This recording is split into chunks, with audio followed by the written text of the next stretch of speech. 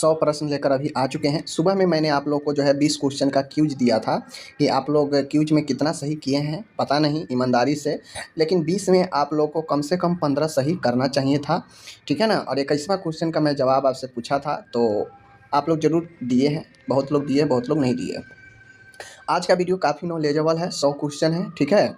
जिन लोगों को ग्रुप में ऐड होना है, ग्रुप का लिंक डिस्क्रिप्शन में दे दूंगा, जहाँ पे सिर्फ और सिर्फ एएनएम के ही कैंडिडेट हैं सारे के सारे। वहाँ पे सारा क्वेश्चंस वगैरह डलता है और ये डेली का पीडीएफ भी वहीं पे डलता है ग्रुप में, ठीक है। तो डिस्क्रिप्शन में लिंक है, आप वहाँ लिंक से जाकर जो है ऐड हो सकते हैं उस ग्रुप में, ठीक है। चलिए देखिए, इमरजेंसी ड्रग से संबंधित 20 प्रश्न है जिसको आप लोग को जानना चाहिए, पूछ देगा कोई भी ड्रग से रिलेटेड तो आना चाहिए। एड्रीनाइल, देखिए एड्रीनिल दवाई है, इसका उपयोग आपातकालीन स्थिति में किया जाता है, ठीक है ना। किस आपातकालीन स्थिति में एड्रीनाइल का उपयोग किया जाता है? तो एड्रीनाइल का उपयोग कार्डियक अरेस्ट में, एनाफाइलेटिक शॉक में और अस्थमेटिक अटैक में किया जाता है, समझ गए ना। यानी अचानक से व्यक्ति का जहाँ पे सिचुएशन ख़राब होने लगता है, चाहे वो कार्डियक अरेस्ट हो, समझ गए, या इन्फाइलेटिक शॉक हो या अस्थमेटिक शॉक हो, समझ गए ना, तो वहाँ पे एड्रीनाइल का उपयोग किया जाता है। ओके, नाइट्रोग्लिसरीन है, ये भी एक इमरजेंसी सिचुएशन में दिया जाने वाला दवाई है। नाइट्रोग्लिसरीन को एनटीजी कहते हैं शॉर्ट में। नाइट्रोग्लिसरीन जो होता है इसका उपयोग कहाँ पे करते हैं? तो इसका उपयोग हृदयघात, यानी हृदयघात मतलब समझ रहे ना, हार्ट अटैक और एंजाइना के सिचुएशन में होता है। यह दर्द से राहत दिलाता है, समझ गए ना। तो हार्ट अटैक या एंजाइना के दर्द में इसका इस्तेमाल किया जाता है। एंजाइना पेक्टोरिस भी एक हार्ट वाला ही डिजीज है जहाँ पे कंटिन्यूअस व्यक्ति में दर्द होते रहता है हार्ट में, ठीक है। पैरासीटामोल, पैरासीटामोल का उपयोग किस स्थिति में किया जाता है? तो इसका उपयोग बुखार और दर्द को कम करने के लिए किया जाता है, समझ गए। इसे एंटीपायरेटिक भी कहते हैं। आगे है एमियोडेराइन। एमियोडेराइन का उपयोग कहाँ पे किया जाता है? एमियोडेराइन का उपयोग जो है हृदय की इरेगुलर रिदम यानी अर्थीमिया में इसका उपयोग करते हैं। जब हृदय का धड़कन अनियमित होता है तो उसमें एमियोडेराइन का उपयोग किया जाता है, ठीक है। एमियोडेराइन का उपयोग किया जाता है, समझ रहे हैं। आगे बढ़ते हैं, आगे है एंटीहिस्टामिन। एंटीहिस्टामिन का उपयोग, देखिए नाम आपको याद नहीं रखना है, बस आपको ये होना चाहिए कि सामने अगर दवाई का नाम आ जाए तो वो दवाई का उपयोग कहाँ होगा, एक खटाक से माइंड में आना जाना चाहिए। रटने से कुछ नहीं होता है, बस प्रश्न को गौर से देखिए और समझिए कि इसका उपयोग कहाँ पे होगा। जिस प्रकार से सब लोग को पैरासीटामोल के बारे में पता है तो उसी प्रकार से और भी दवाई के बारे में उसी प्रकार से मैंने पढ़ाया एमियोडेराइन। एमियोडेराइन का क्या उपयोग है? तो जैसे ही एमियोडेराइन से रिलेटेड आ जाए आपको तुरंत याद होना चाहिए कि यह इरेगुलर अर्थेमिया में, यानी अर्थेमिया में इरेगुलर हार्ट बीट में इस्तेमाल किया जाता है, जिसे अर्थेमिया बोलते हैं। एंटीहिस्टामिन का उपयोग किस स्थिति में किया जाता है? तो एंटीहिस्टामिन का उपयोग किया जाता है एलर्जी के रिएक्शन और एनाफाइलेटिक शॉक में, समझ रहे ना। तो एंटीहिस्टामिन जो है यह एक आपका एलर्जी, एंटी एलर्जिक और एनाफाइलेटिक शॉक में इसका इस्तेमाल किया जाता है, समझ गए। एनाफाइलेटिक शॉक क्या होता है? तो एनाफाइलेटिक शॉक होता है जो विभिन्न गंभीर रिएक्शन के कारण व्यक्ति में शॉक लगता है, समझ गए। तो वो जो है आपका एनाफाइलेटिक शॉक होता है संक्रमण के कारण। एस्कॉर्बिक एसिड जो होता है इसका उपयोग क्या होता है? तो एस्कॉर्बिक एसिड का उपयोग विटामिन सी को पूरा करने और इन्फेक्शन से लड़ने के लिए किया जाता है, समझ गए। तो एस्कॉर्बिक एसिड का इस्तेमाल जो है इन्फेक्शन को लड़ने के लिए, विटामिन सी को पूरा करने के लिए किया जाता है। फ्लूडोकॉर्टिसोन, फ्लूडोकॉर्टिसोन का इस्तेमाल क्या होता है, कहाँ पे करते हैं? तो फ्लूडोकॉर्टिसोन का इस्तेमाल जो है इसका उपयोग एड्रीनल इनसफिशियंस यानी एडिशंस डिजीज में इसको किया जाता है, समझ गए ना। तो फ्लूडोकॉर्टिसोन का इस्तेमाल एडिशंस डिजीज में किया जाता है। कहाँ पे किया जाता है? एडिशंस डिजीज में। और एडिशंस डिजीज में क्या होता है कि जो आपका एड्रीनल ग्लैंड होता है वह इनसफिशियंस हो जाता है, जहाँ पे वो कॉर्टिसोल की मात्रा कम जाता है एड्रीनल के प्रभावित होने से, तो एडिशंस रोग होता है। एडिशंस रोग में फ्लूडोकॉर्टिसोन का इस्तेमाल किया जाता है। ब्रोंकोडिलेटर का इस्तेमाल क्या है? ब्रोंकोडिलेटर, डिलेट मतलब होता है फैलाने वाला और ब्रोंको का मतलब है ब्रोंकिया से रिलेटेड। तो ब्रोंकिया से रिलेटेड, ब्रोंकिया को फैलाने वाली दवा ब्रोंकोडिलेटर होता है। इसका इस्तेमाल अस्थमा में, सीओपीडी में जो है श्वसन को समान बनाने के लिए किया जाता है, ठीक है ना। आगे है डाइजेपाम। डाइजेपाम का उपयोग क्या किया जाता है? तो डाइजेपाम का उपयोग होता है, देख लीजिए, डाइजापाम का उपयोग है सीजर में, दौरा में, एंजाइटी में जो है इसका इस्तेमाल किया जाता है। बॉडी के मूवमेंट को कम करता है, समझ गए। आगे है सोडियम बाइकार्बोनेट। डाइजापाम जो है यह बेंजोडाइजापान बीडीजी ग्रुप बीजेड ग्रुप का है, बेंजोडाइजापान, ठीक है ना। यह जो है आपका बेंजोडाइजापान ग्रुप का मेडिसिन है डाइजापान। सोडियम बाइकार्बोनेट जो होता है इसका उपयोग किस स्थिति में करते हैं? तो सोडियम बाइकार्बोनेट का उपयोग मेटाबॉलिक एसिडोसिस और दवाओं के विषाक्त प्रभाव को कम करने के लिए, यानी दवाओं के जो विषाक्तता होता है, टॉक्सिसिटी, इसको प्रभाव को कम करने के लिए इस्तेमाल किया जाता है। तो पहला तो मेटाबॉलिक एसिडोसिस और दूसरा टॉक्सिसिटी को कम करने के लिए सोडियम बाइकार्बोनेट का उपयोग करते हैं। आगे है मॉर्फिन। तो मॉर्फिन का उपयोग जो है तीव्र दर्द, सीवियर पेन और हृदय घात में किया जाता है। मॉर्फिन जब किसी को बहुत ज़्यादा सीवियर पेन होने लगे, हार्ट अटैक की स्थिति में इसका इस्तेमाल किया जाता है, ठीक है ना। रिंगर लैक्टेट का उपयोग किसमें किया जाता है? तो रिंगर लैक्टेट का उपयोग जो है शरीर में पानी और इलेक्ट्रोलाइट्स का संतुलन बनाए रखने के लिए किया जाता है, जिसे हम लोग आरएल बोलते हैं। तो आरएल का इस्तेमाल पानी और इलेक्ट्रोलाइट संतुलन को बनाए रखने के लिए किया जाता है। आगे है यहाँ पे डेक्स्ट्रोज। डेक्स्ट्रोज का उपयोग जो है कहाँ पे करते हैं? तो डेक्स्ट्रोज का उपयोग हाइपोगैलेसेमिया, आप लोग पता होगा डेक्स्ट्रोज 5%, ठीक है ना। लो ब्लड शुगर और ऊर्जा के लिए इसका इस्तेमाल किया जाता है डेक्स्ट्रोज को। तो अगर कोई मरीज में ब्लड शुगर अचानक से कमने लगता है तो उसे जो है डेक्स्ट्रोज 5% देते हैं। साथ में यह बॉडी में जैसे ही ब्लड शुगर कमता है तो वीकनेस, कमजोरी भी होने लगेगा, तो ये बढ़ेगा तो ऑटोमेटिक है ऊर्जा भी बढ़ने लगेगा बॉडी में। भेरामपील का क्या उपयोग है? भेरामपील काफ़ी प्रचलित दवा है। भेरामपील का उपयोग है यह हाई ब्लड प्रेशर और दिल के अनियमित धड़कन अर्थेमिया में उपयोग किया जाता है।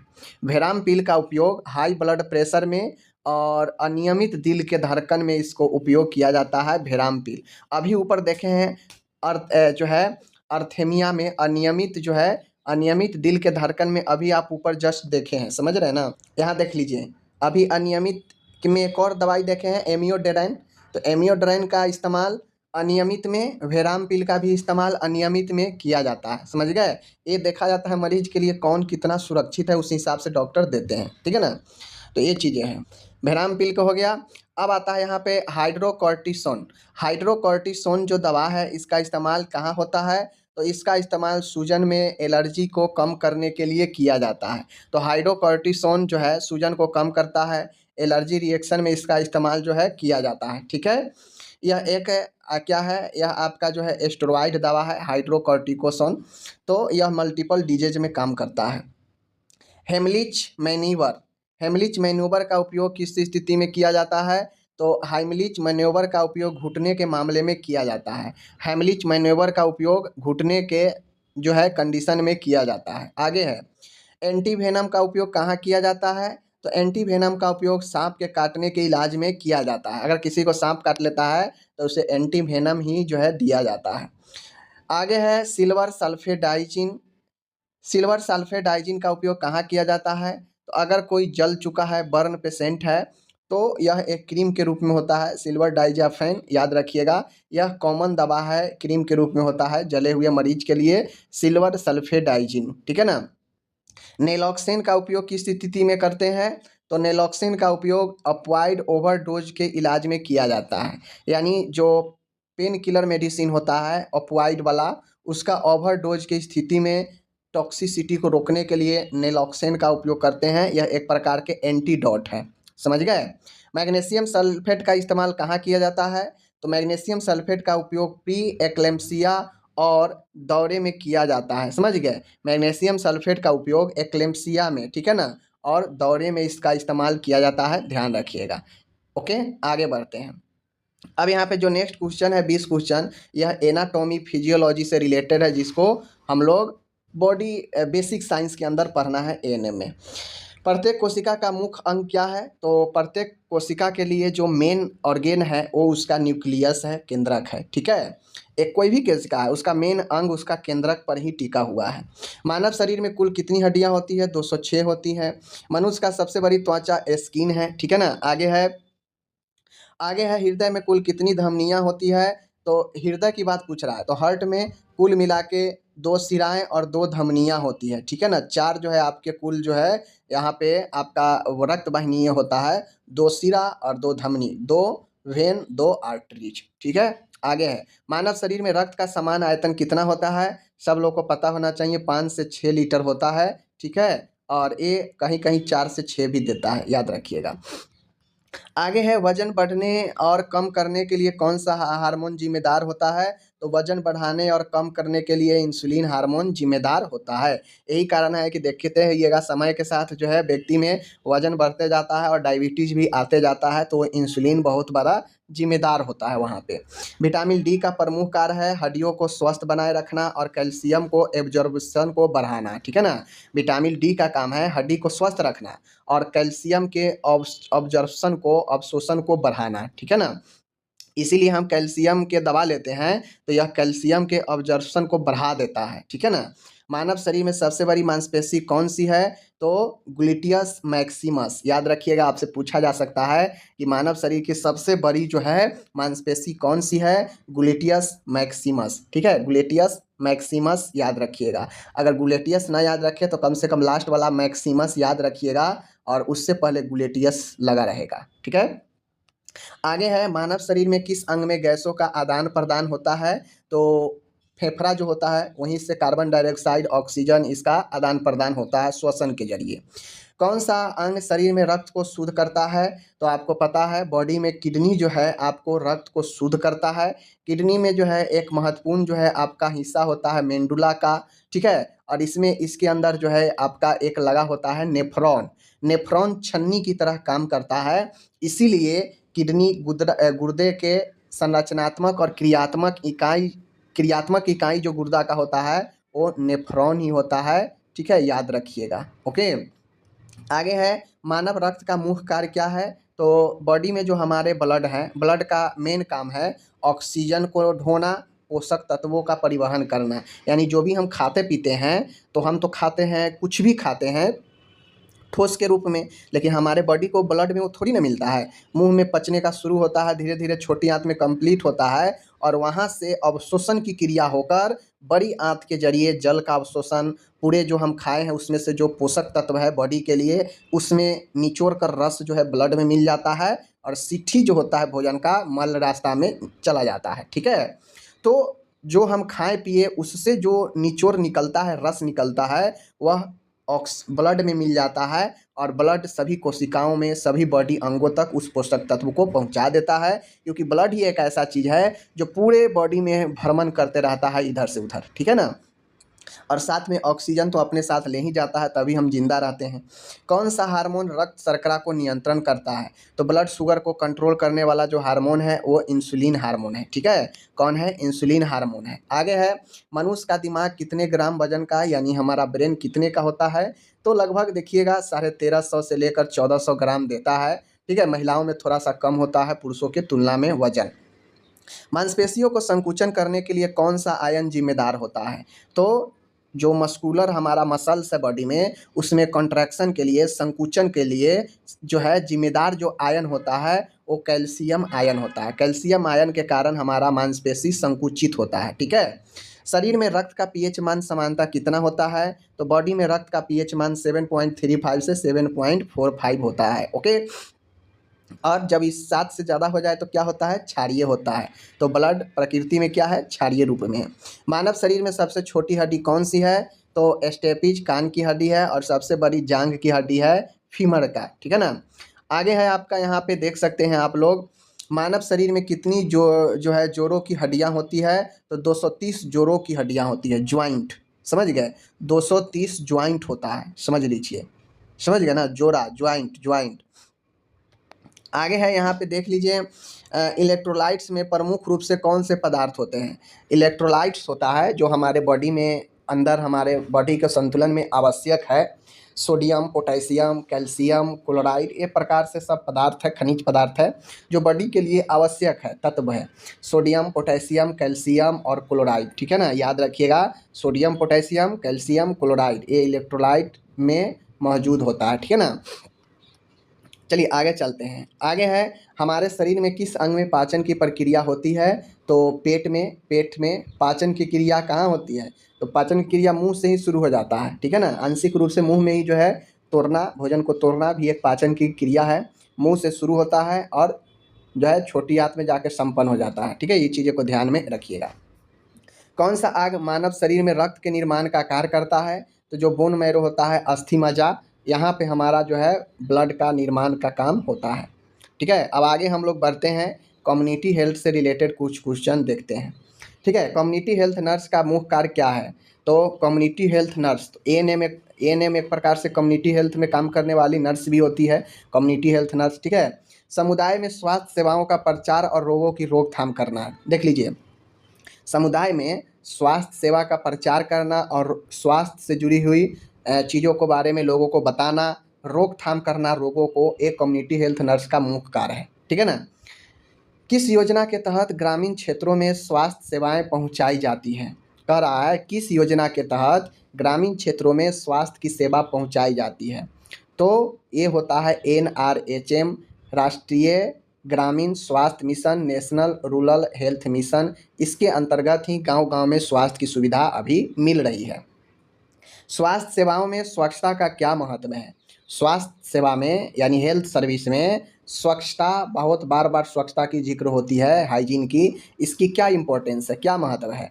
तो इसका महत्व है कि स्वच्छता जो है रोगों की रोकथाम में महत्वपूर्ण भूमिका निभाती है।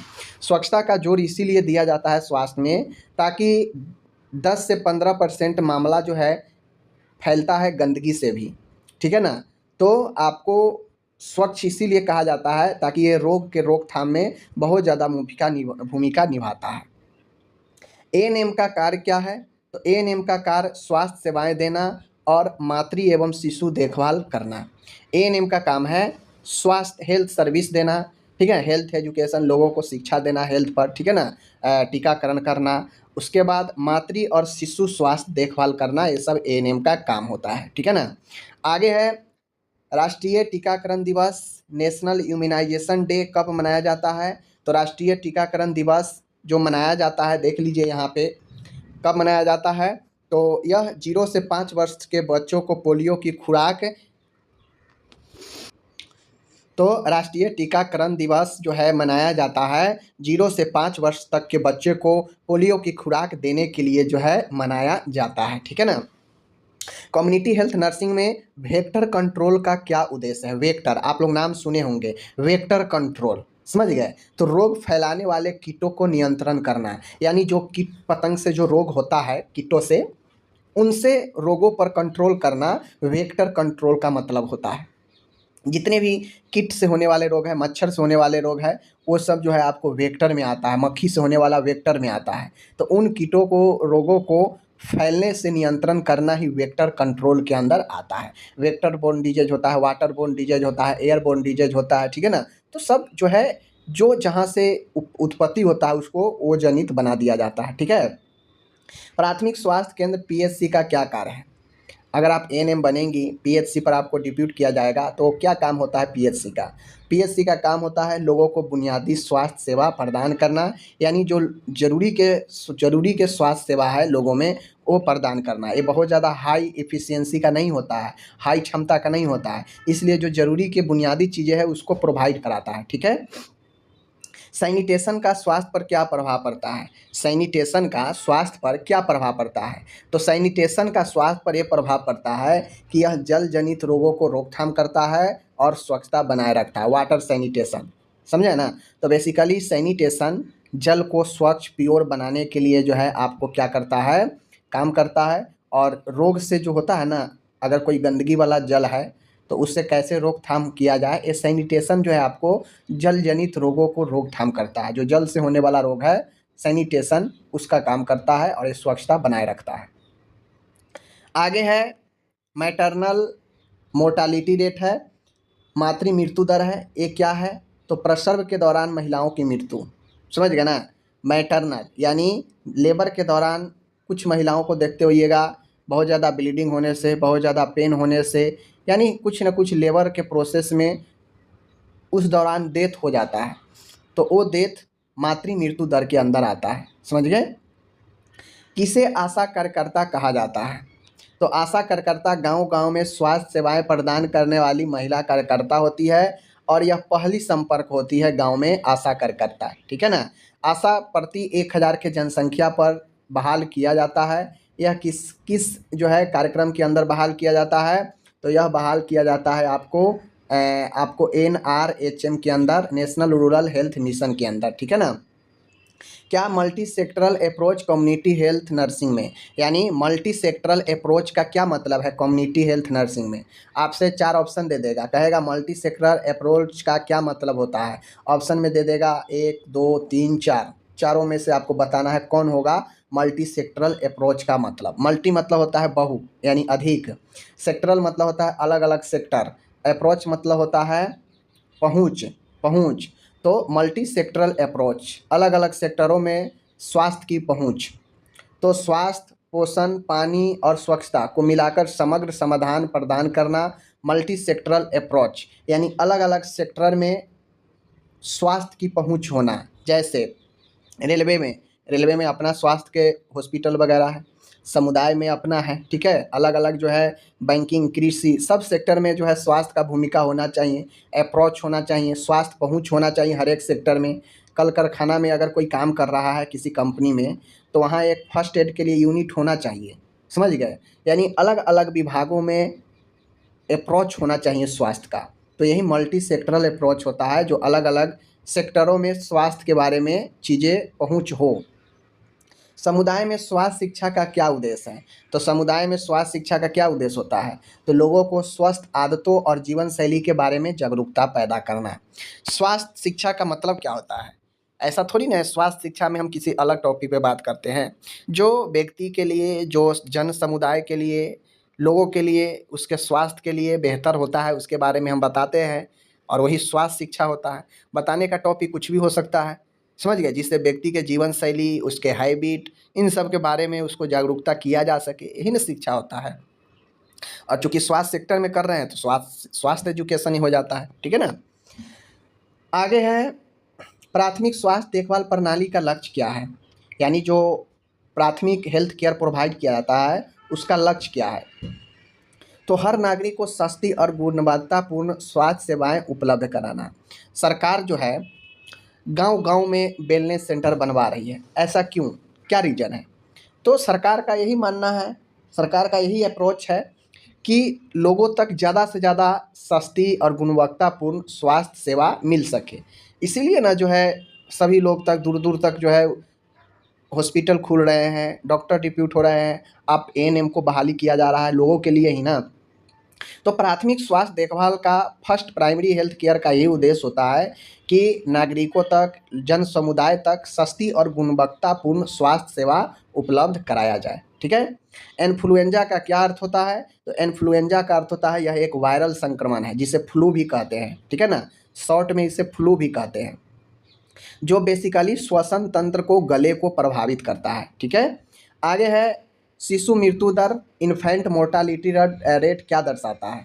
तो इन्फेंट मोर्टालिटी रेट, अब चूंकि इन्फेंट जो होता है आप लोग को पता होना चाहिए, 1 साल तक के उम्र के बच्चे को हम लोग इन्फेंट बोलते हैं, पता है ना? तो इन्फेंट का मतलब 1 वर्ष तक के बच्चा। तो IMR क्या दर्शाएगा? इन्फेंट मोर्टालिटी रेट, यानी 1 वर्ष से कम उम्र के बच्चों की मृत्यु दर, यही IMR दर्शाता है, समझ गए? मातृत्व स्वास्थ्य में सुधार के लिए किस बात पर जोर दिया जाता है? मातृत्व स्वास्थ्य में सुधार के लिए किन बातों पर जोर दिया जाता है? तो मातृत्व सुधार में प्रसव से पहले और प्रसव के बाद 2 महत्वपूर्ण चीज़ होता है। किसी भी महिला अगर वो माँ बनने जा रही है, अगर उसके मातृत्व स्वास्थ्य की बात किया जाए तो प्रसव से पहले यानी प्रेगनेंसी के पीरियड में, और प्रेगनेंसी के बाद यानी जब बच्चा जन्म ले लेता है उसके बाद देखभाल काफ़ी ज़रूरी हो जाता है, क्योंकि दोनों कंडीशन में उसके लिए खतरा ही रहता है, समझ गए ना? कम्युनिटी हेल्थ नर्सिंग में मनोवैज्ञानिक सहायता क्या महत्व है? मनोवैज्ञानिक सहायता का क्या मतलब होता है? मनोवैज्ञानिक यानी मनोवैज्ञानिक, साइकोलॉजिकल हेल्प करना, मानसिक स्वास्थ्य को बेहतर बनाए रखने के लिए लोगों को मानसिक सहायता करना। यानी कम्युनिटी हेल्थ में मनोवैज्ञानिक सहायता इसलिए ज़रूरी है कि कोई भी व्यक्ति मानसिक रूप से डिस्टर्ब ना हो, उसका मेंटली जो है चीज़ें ठीक रहे, इसके लिए लोगों को मानसिक सहायता देना, समझ गए, उसको सपोर्ट करना, यही मानसिक मनोवैज्ञानिक सहायता होता है, साइकोलॉजिकल सपोर्ट। ठीक है ना। किस बीमारी के लिए मच्छरदानी का उपयोग किया जाता है? आपको पता होना चाहिए, मलेरिया और डेंगू जैसी मच्छर जनित बीमारियों के लिए, डेंगू, मलेरिया और अन्य मच्छर जैसी जो भी बीमारी है उसके लिए। आगे है, स्वास्थ्य कार्यकर्ता द्वारा पानी और स्वच्छता की जानकारी क्यों दी जाती है? मान गए आप एएनएम हैं, ठीक है, तो आप लोगों में पानी और उसके स्वच्छता के बारे में क्यों जानकारी देंगे? उससे क्या हो जाएगा? तो उससे होगा यही कि पानी और स्वच्छता के बारे में जानकारी देने से पानी से होने वाले जो भी रोग है उससे कैसे बचा जाए आप ये बताएंगे तो लोग उसको समझेंगे और उसका उपयोग करेंगे। ठीक है। टीबी का पूरा नाम क्या है? ट्यूबरक्लोसिस होता है, जो कि एक संक्रामक रोग है जो माइकोबैक्टीरियम ट्यूबरक्लोसिस के कारण होता है। ठीक है, याद रखिएगा। स्वास्थ्य केंद्र प्रबंधन का मुख्य उद्देश्य क्या है? यानी हेल्थ सेंटर मैनेजमेंट का मुख्य उद्देश्य क्या होता है? क्यों हम उसका जो है मैनेज करते हैं? सेंटर का मैनेजमेंट क्यों आवश्यक है? तो समुदाय के गुणवत्ता वाली स्वास्थ्य सेवा उपलब्ध कराना। अब मान गए सब सेंटर हो गया, पीएचसी हो गया, सीएचसी हो गया, अगर इसको सही ढंग से मैनेज नहीं किया जाएगा तो क्या वो सेंटर लोगों को बढ़िया से स्वास्थ्य सुविधा दे पाएगा? नहीं दे पाएगा। तो स्वास्थ्य केंद्र का प्रबंधन इसलिए ज़रूरी होता है ताकि वह एक अच्छी क्वालिटी की स्वास्थ्य सेवा लोगों को दे सके। स्वास्थ्य केंद्रों में स्टाफिंग का क्या मतलब होता है? जो भी है पीएचसी, सब सेंटर, सीएचसी, इसमें स्टाफिंग का क्या मतलब होता है? तो स्टाफिंग का मतलब होता है सही स्टाफिंग से स्वास्थ्य सेवाओं की गुणवत्ता में सुधार होती है। अब मान गए जहाँ पे नर्स अगर 4 रहना है, ठीक है, वहाँ पे नर्स 2 ही हैं। जहाँ पे डॉक्टर 3 चाहिए वहाँ पे डॉक्टर 1 ही है। तो ये तो सही स्टाफिंग पैटर्न नहीं हुआ। यह सीधा-सीधा जो है कहीं न कहीं देखभाल के स्तर को गिराएगा। और अगर जितना चाहिए अगर उतना मरीज पर उतना अगर स्टाफ है तो वह क्या करेगा? वह गुणवत्ता, स्वास्थ्य सेवा की गुणवत्ता में सुधार करेगा। तो स्टाफिंग बहुत ज़रूरी होता है स्वास्थ्य सेवा के गुणवत्ता के लिए।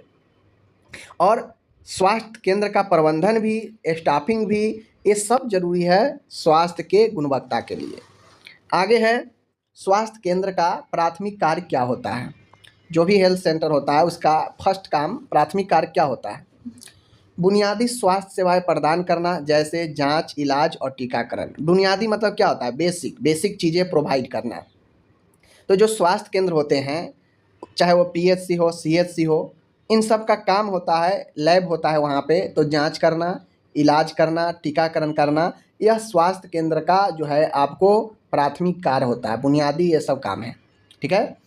आगे है, स्वास्थ्य केंद्र में लॉजिस्टिक प्रबंध का क्या कार्य है? यानी जो स्वास्थ्य केंद्र होते हैं वहाँ पे लॉजिस्टिक प्रबंध का, लॉजिस्टिक मैनेजमेंट का क्या कार्य है? तो लॉजिस्टिक मैनेजमेंट का कार्य है चिकित्सा सामग्री और उपकरणों का सही तरीके से प्रबंध करना। यानी चिकित्सा सामग्री और उपकरणों का सही तरीके से प्रबंध करना। लॉजिस्टिक मतलब होता है अगर कोई चीज़ सामान को ढोना, सीधा समझिए ना, सामान को ढोना। तो सामान को लॉजिस्टिक प्रबंध अगर सही नहीं होगा तो जो भी चिकित्सीय सामग्री हो, मेडिकल उपकरण वगैरह हो, इन सब का सही ढंग से प्रबंध नहीं हो पाएगा।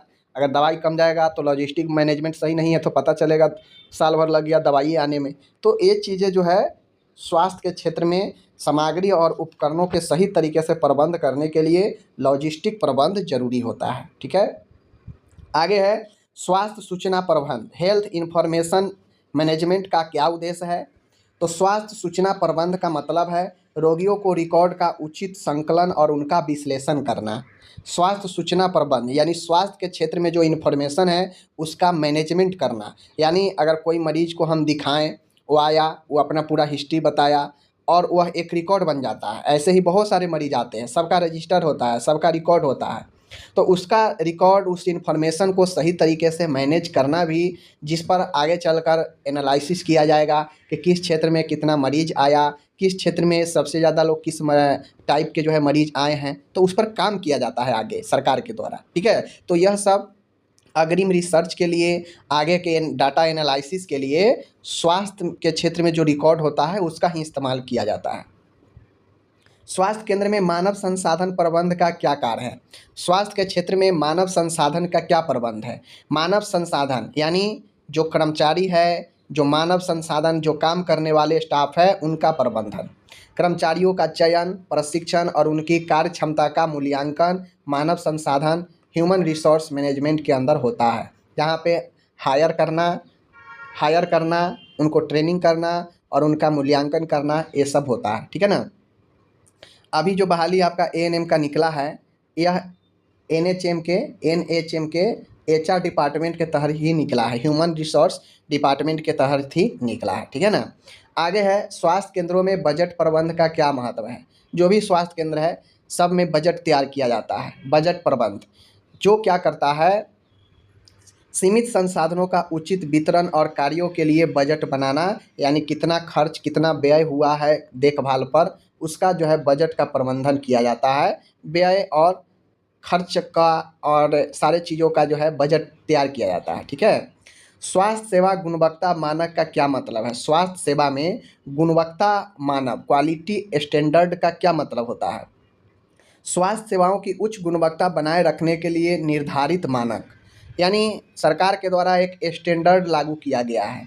भले ही वो स्टैंडर्ड फॉलो हो या नहीं हो, लेकिन एक मानक तैयार किया गया है जिसमें बताया जाता है कि एक हॉस्पिटल खोलने के लिए ए सारे क्राइटेरिया फुलफिल होनी चाहिए।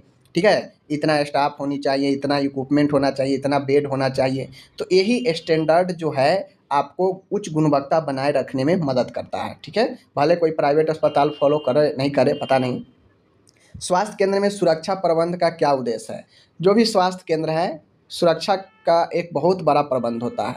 सिक्योरिटी वगैरह समझ गए ना, जो सुरक्षा गार्ड होता है, कर्मचारी हो गया, रोगी हो गया, वहाँ पे लगे उपकरण हो गया, इन सब के लिए सुरक्षा निश्चित करना सुरक्षा प्रबंध के अंदर आता है। ठीक है।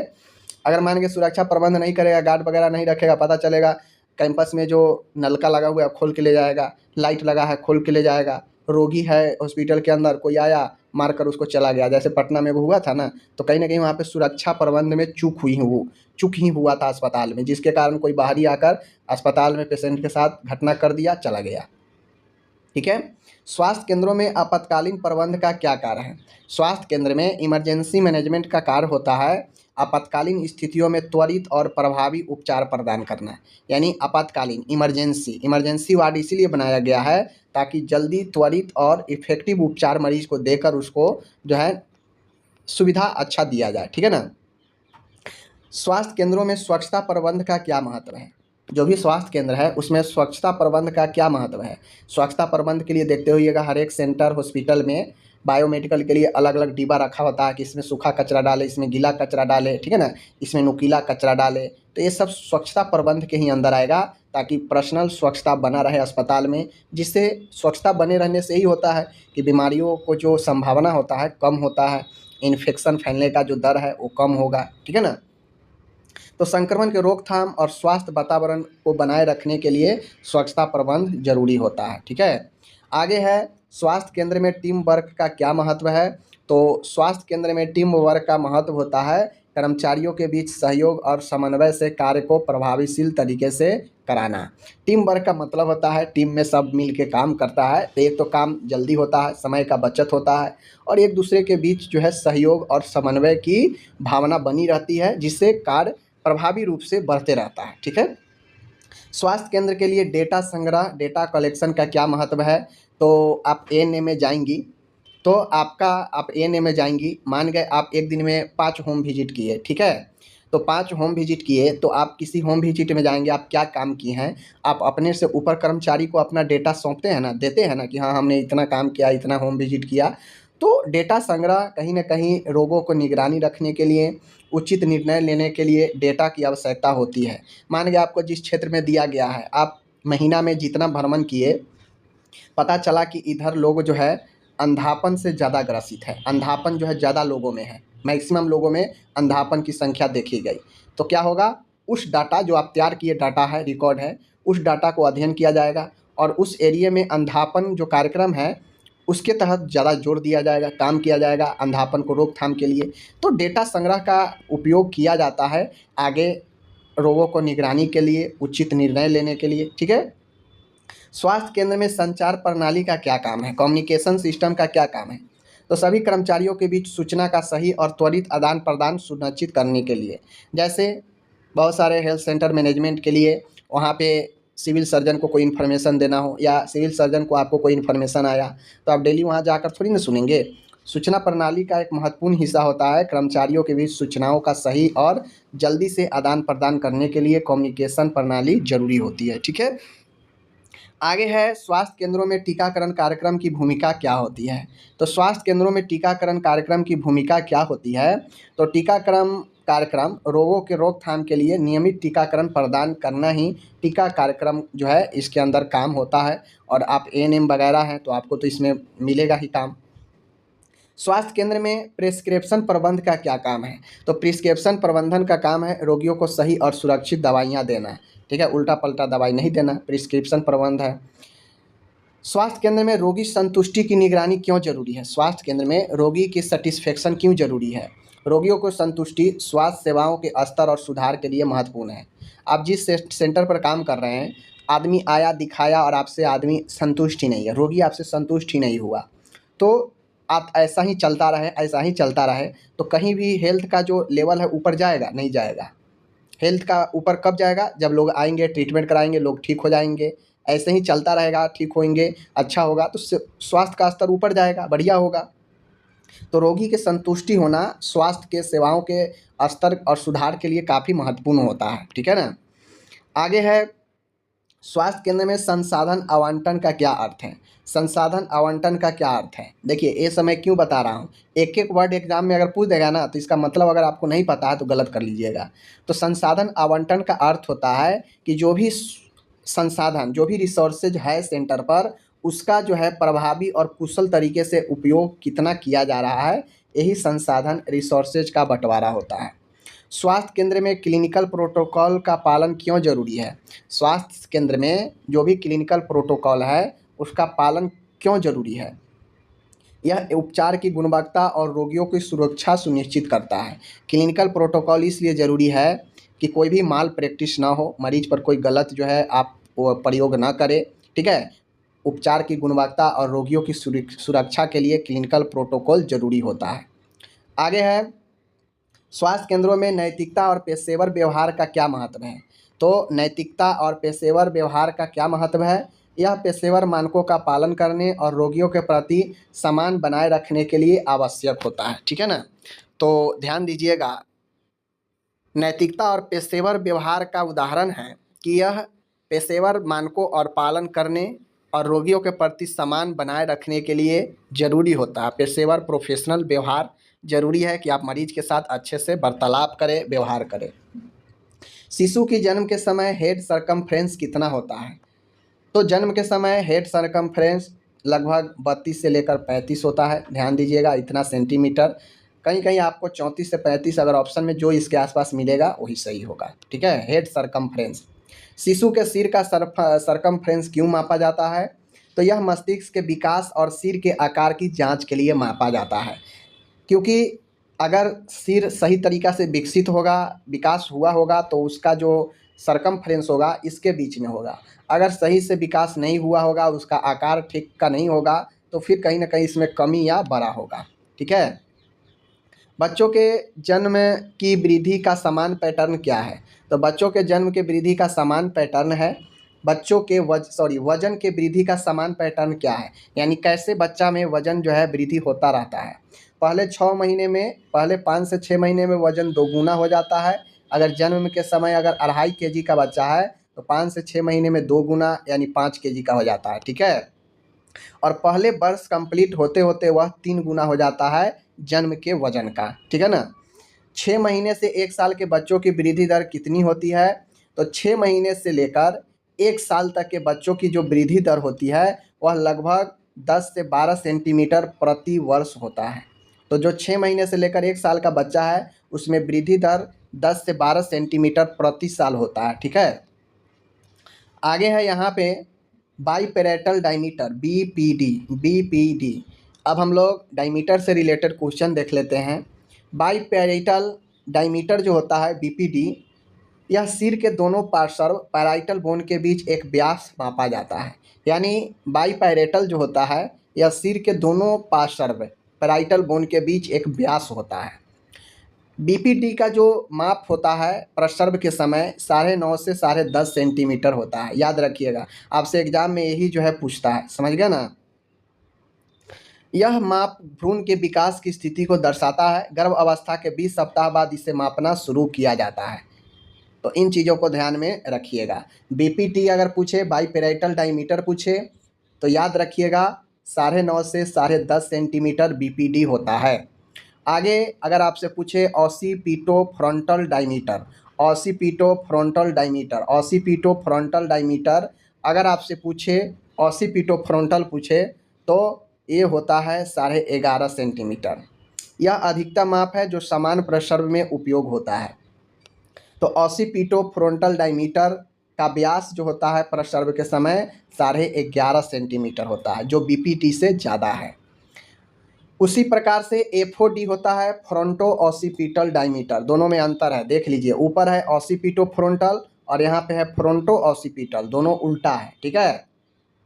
तो और फ्रंटो ऑसिपिटल के बात करेगा, आगे फ्रंट की बात करेगा तो 12.5 सेंटीमीटर लगभग होता है। यह माप सिर के आकार और मस्तिष्क के विकास का संकेत देता है, समझ गए।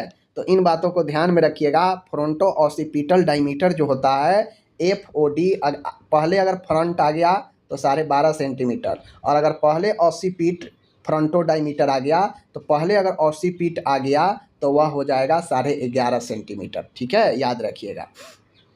आगे है एसओबीडी, सब ऑसिपिटो ब्रेगमेट डायमीटर, सब ऑसिपिटो ब्रेगमेट डायमीटर एसओबीडी।